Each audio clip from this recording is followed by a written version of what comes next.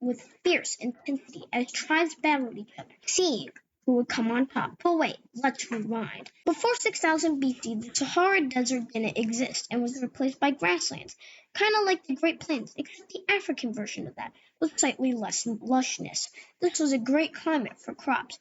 However, as time went on, climate changed to what it does best, and that is change the way people live, eat, sleep, drink, love, and basically everything else. The climate changed slowly over a couple thousand years, giving rise to a climate that couldn't support crops, and eventually this came to a headway 13,400 years ago, in between the Egyptian and Sudanese border. In that region, there is an ancient culture called the Quran culture, and that culture arises from another culture called the Hafan culture, which is the Mesolithic culture. However, when the Hafan culture died and transitioned into the Quran culture, it became a Neolithic age culture. But you may be asking, what is the differences and similarities between the Mesolithic and the Neolithic? Well, the similarities are that both had no civilizations, both hunted, fished, and use refined tools. The differences are that the Neolithic has refined and unique pottery, Neolithic tribes are bigger and people lived in bigger groups.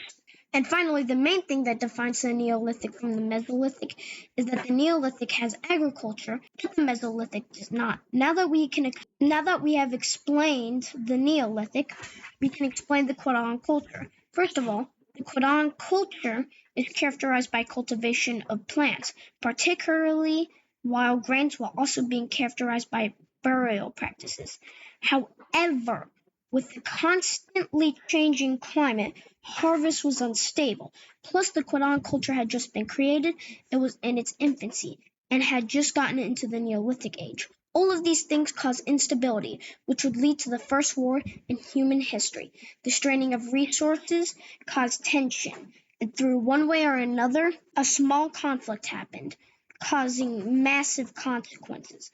Maybe it started from a failed negotiation, or maybe it was a planned surprise attack, or it could have been a robbery of food supplies gone wrong.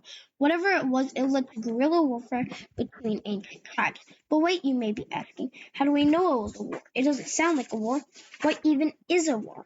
My answer to your question, my friend, is that you need to shut up. But in all seriousness, most people agree that war is physical and mental trauma from autonomous groups, but most historians say this kind of definition is losing a crucial aspect, which is organization. Organization means tactics and strategy. Now that we have our definition of war, does Jabal Sahaba meet? The answer is certainly yes. First of all, we have to talk about the content of the war itself, and based on what we can figure out, most of the war consisted of ambushes, which is a tactic as it needs the element of surprise, and repeated raids wearing down the enemy and its resources, which is a strategy. This concludes any resistance of it not being a war.